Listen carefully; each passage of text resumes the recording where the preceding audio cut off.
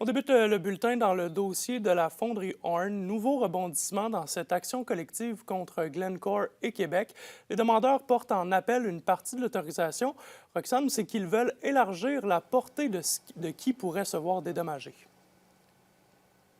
Exactement, Andréi. Les représentants de l'action collective Julie Fortier et Miguel Charlebois veulent que cette déclaration devant la Cour d'appel du Québec à ce qu'une partie de la population de Rouyn-Noranda ayant quitté la ville après 2020 soit aussi ciblée par l'action collective. L'appel veut réintégrer les personnes qui ont été exposées entre 1991 et octobre 2020 aux contaminants toxiques et cancérigènes de la fonderie Horn. Il y a quelques semaines, le juge qui a autorisé l'action ne les incluait pas.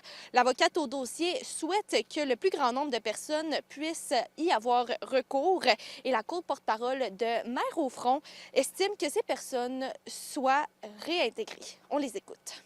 Donc, à ce moment-là, on voudrait modifier le groupe, la définition du groupe, pour on puisse englober tous les gens qui faisaient partie de la demande initiale. On souhaite qu'ils soient réintégrés à l'action collective parce que le préjudice, en fait, moral, n'est pas lié au lieu de résidence actuelle.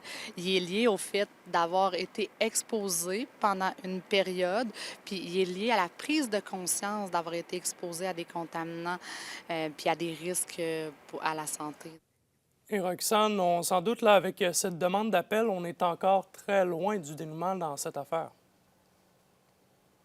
En effet, Andréi, un délai additionnel sera ajouté au dossier avec l'appel du jugement d'autorisation, nous confirme l'avocate au dossier, Marie-Ève Maillé. L'appel devrait être entendu à la mi-2026. Et pour ce qui est du procès, ça devra attendre à 2028 et 2029. Mentionnons également que Québec et Glencore Canada peuvent aussi faire part d'une demande d'appel, mais ils n'ont jusqu'à lundi pour le faire.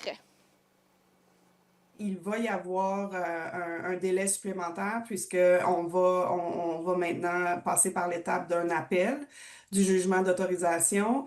Parce que, mais bon, on est conscient de ce délai-là et on a bien mesuré les conséquences pour les membres, mais en même temps, on estimait qu'il était important de réintégrer les gens qui avaient été exclus. De leur côté, Glencore Canada n'a pas répondu présent à notre demande d'entrevue, se limitant à nous dire qu'aucun commentaire ne peut être formulé parce que le dossier est en procédure judiciaire. Un dossier qu'on suit de près. Merci, Roxane.